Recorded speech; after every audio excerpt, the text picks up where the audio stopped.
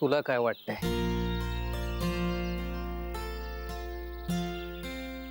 बाबा तुम्हाला काय वाटतंय?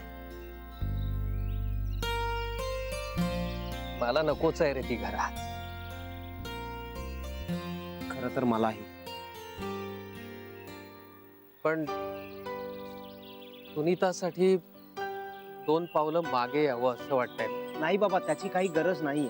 असं नाहीये रे पिंट्या. आता नवीन लग्न झालंय तुमचं. आपल्या घरात काही कोड कौतुक झालं नाही त्या मुलीचं, उलट अपमानच झाले. आता आपणही तिचं मन राखलं नाही तर नाराज होऊन जाईल रे बिचारी. पण बाबा तिला आईचा स्वभाव माहित नाहीये म्हणून असं म्हणते. आणि उद्या तिच्या वाट्याला आईचं हे वागणं सतत यायला लागलं ना, तेव्हा तिला असं वाटेल आपण तेव्हा असं बोलायला नको होतं. हे बघ, तिला जेव्हा जे काय वाटायचं असेल ना ते वाटू दे. तिला आत्ता काय वाटतं हे माझ्यासाठी महत्वाचं आहे. बाबा मला आई नकोय आपल्या बरोबर आपल्या घरात. हे मला ती केव्हाचीच नकोय. मग आपण आत्ता मागे नको हटायला बाबा. प्रश्न तुझा माझा नाहीये पिंट्या. बाबा सुनीताला नंतर पटेल. आणि तिच्या आई बाबांचं काय? ते आवर्जून आपल्याकडे हे बोलायला आले. त्यांचाही मान राखला नाही आपण, असं नको ना व्हायला.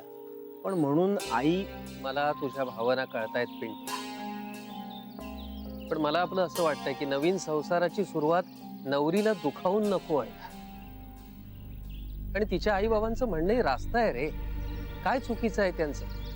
आपला गोतावळा मोठा नाहीये, त्यामुळे आपल्या नाहीये लक्षात येणार. पण पाहुण्या रावळ्यांच्यात आपल्या मुलीवर दोष येऊ नये असं तिच्या आई बाबांना वाटतंय, ते योग्यच आहे.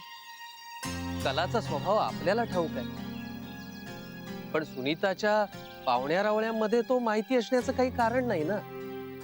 त्यामुळे तिच्या आई बाबांना जी भीती वाटते की घर फोडल्याचा दोषारोप आपल्या मुलीवर ठेवला जाईल, तो अगदीच अवाजवी आहे असं नाही वाटत मला. बाबा मग आईला अद्दल कधी घडणार? दरवेळेला काहीतरी होतं आणि आपण माघार घेतो दरवेळेला. ते कायद्यात म्हणतात ना, 1000 गुन्हेगार सुटले तरी चालतील पण एका निरपराध्याला शिक्षा नको आहे. तसंच कलाचे 1000 गुन्हे यावेळी माफ करूया आपण. पण नव्या नवरीची इच्छा नको डावलूया. तिच्या इच्छेला मान दिला ना तर तिलाही या घरामध्ये संसारामध्ये काही किंमत आहे असं वाटेल.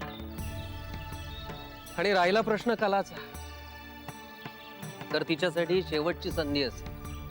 ती सुद्धा तिला सहजासहजी नाही मिळणार. एक महादिव्य करायला लागेल तिला त्यासाठी. आणि ते करण्यात जर ती अपयशी ठरली तर मात्र आयुष्यभर तिला एकटं राहावं लागेल. पर्यायच नाही.